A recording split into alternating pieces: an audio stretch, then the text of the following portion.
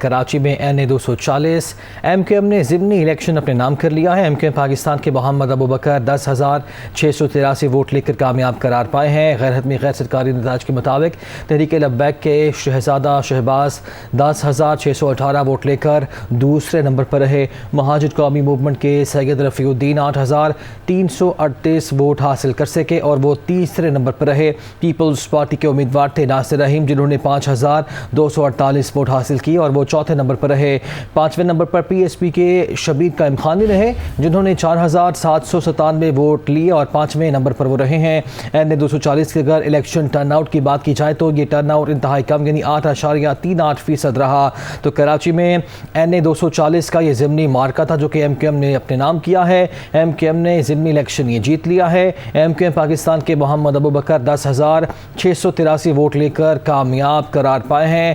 دوسرے نمبر پر رہے تحریک لبیک کے شہزادہ شہباز، جنہوں نے انتہائی کم مارجن سے جن کو شکست ہوئی ہے، انہوں نے 10,618 ووٹ حاصل کیے ہیں، جبکہ جو پہلے نمبر پر ہیں MK پاکستان کے محمد ابوبکر، ان کے 10,683 ووٹ لے کر وہ کامیاب ہوئے ہیں۔ اور کراچی میں NA-240 ضمنی الیکشن کے ریٹرننگ آفیسر ندیم اظہر نے غیر حتمی نتائج کا اعلان بھی کر دیا ہے۔ الیکشن کمیشن کے مطابق حلقے میں ووٹنگ کا جو ٹرن آؤٹ ہے اس کی شرح 8.38% رہی ہے۔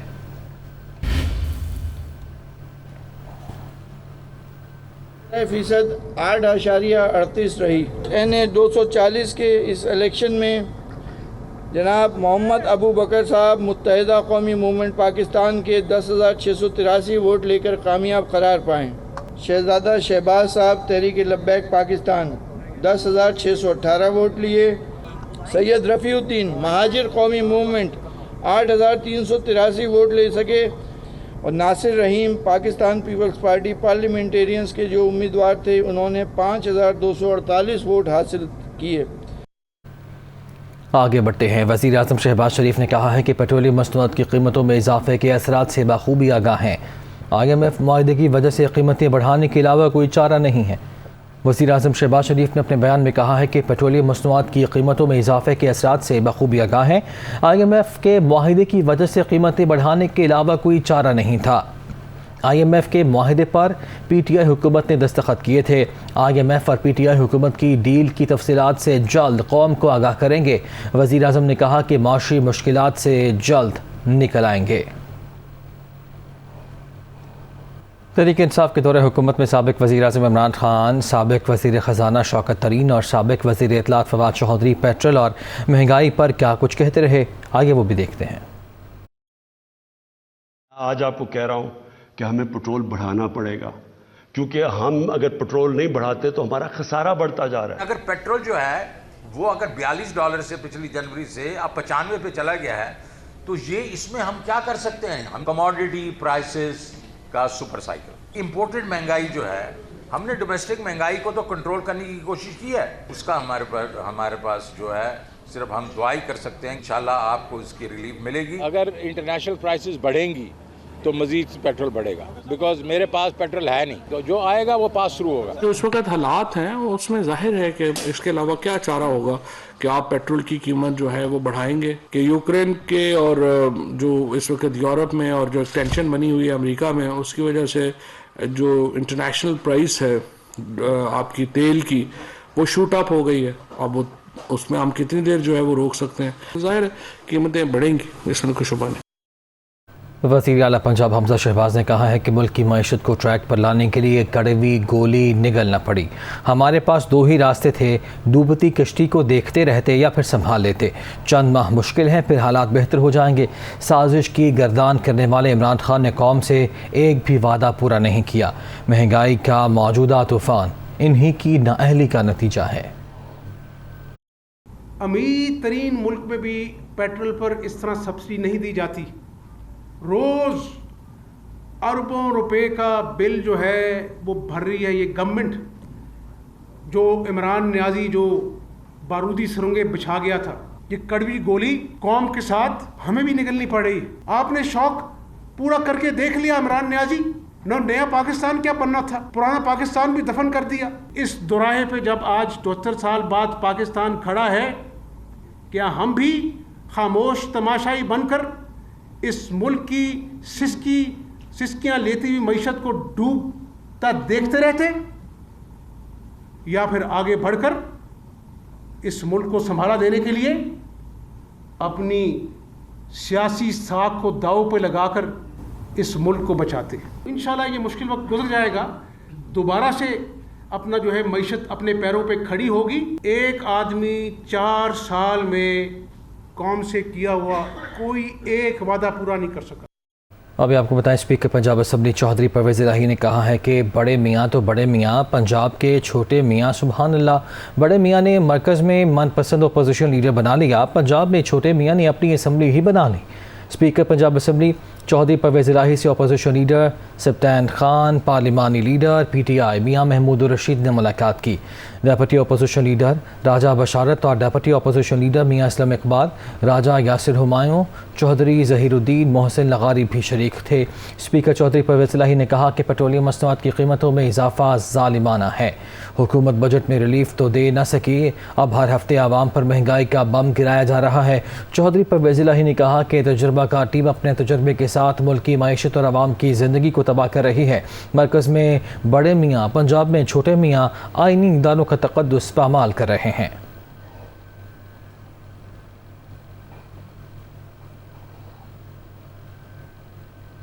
वज़ीर ख़ारिजा बिलावल भुट्टो ज़रदारी ने कहा है कि मुस्तक़बिल में चीन के साथ हमारे ताल्लुकात मज़ीद मजबूत होंगे। पाकिस्तानी दुनिया के हर कोने में मौजूद हैं। बहैसियत कौम पाकिस्तान को यहाँ रहने वालों के लिए बेहतरीन जगह बनाना होगा। वो इस्लामाबाद में सेमिनार से मुखातिब थे। Of our relationship with China, there is no doubt that Pakistan's relationship with the people of China will continue to grow from strength to strength. Pakistanis have a unique advantage over so many other countries because our presence, our population is not confined to Pakistan. I would say that Pakistanis are present in every nook and corner of the globe. And are we as a nation, are we as a country doing all we can to position Pakistan, if not today, then tomorrow, in the best place for its people? अमीर जमात इस्लामी सिराजुल हक ने 25 तारीख से महंगाई, बेरोज़गारी और सूदी निज़ाम के ख़िलाफ़ ट्रेन मार्च का ऐलान कर दिया। कहते हैं मौजूदा PDM हुकूमत PTI हुकूमत का तसलसल है। इस हुकूमत और PTI ने मुल्क को IMF के हाथों फ़रोख्त किया। पेट्रोल डीज़ल की कीमतों में इजाफ़ा किया गया। शहबाज शरीफ, ज़रदारी और इमरान खान के असासों में इजाफ़ा हुआ। वो पेशावर में प्रेस कॉन्फ्रेंस कर रहे थे। हम 23 जून को इस्लामाबाद में एक कौमी मुशावरत भी बुला रहे हैं और 25 जून से इंशाअल्लाह ताला इस हुकूमत के गलत पॉलिसियों के ख़िलाफ़ और तबाहकुन महंगाई के ख़िलाफ़, बेरोज़गारी के ख़िलाफ़ और सूदी निज़ाम के ख़िलाफ़ ट्रेन मार्च का ऐलान जमात इस्लामी करती है।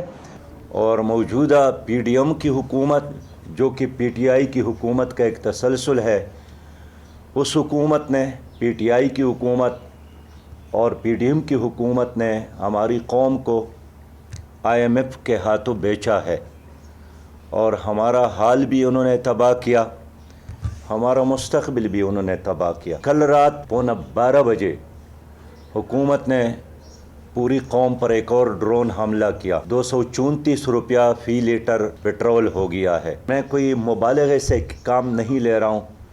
सही बात यह है कि लोगों के लिए सांस लेना मुश्किल हो गया है। शहबाज शरीफ साहब के असासों में इजाफ़ा हुआ, ज़रदारी साहब के असासों में इजाफ़ा हुआ, इमरान खान के असासों में इजाफ़ा हुआ। तो क्या ये जायज़ है कि एक आदमी सरकारी मनसब अपनी ज़ाती कारोबार के लिए इस्तेमाल करे? लेकिन पाकिस्तान में ये सब कुछ हो रहा है। मुस्लिम लीग काफ के रहनुमा चौधरी बोनिस इलाही मनी लॉन्ड्रिंग केस में FIA पेश हो गए। कहते हैं कि अगर नून लीग के साथ मिल जाएं तो तमाम मुकदमात ख़त्म हो जाएंगे। 4.5 घंटे बिठाकर वक्त ज़ाया किया गया और अब सवालनामा दे दिया गया।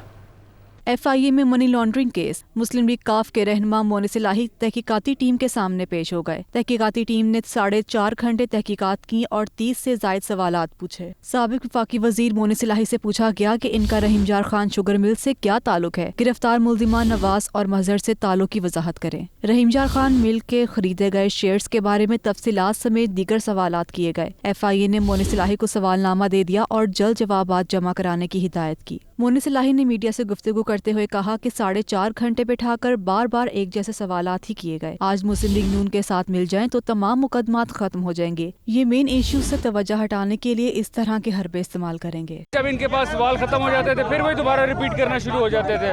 मकसद और कुछ नहीं था, सिर्फ ये था कि जी इन्होंने मुझे खराब करने की कोशिश करनी थी। वो FIA ने 4-4.5 घंटे लगा लिए। आज मैं नून लीग को कह दूं कि जी हम आपका साथ देंगे, देखें FIA ने भी खत्म, हर चीज खत्म। मनी लॉन्ड्रिंग केस में मोनिस इलाही के शरीक मुल्जिमान नवाज भट्टी और मजहर अब्बास का 4 रोज़ा जिस्मानी रिमांड मंजूर कर लिया। एक मुल्जिम वाजिद भट्टी ने अदालत से अबूरी जमानत करवा ली।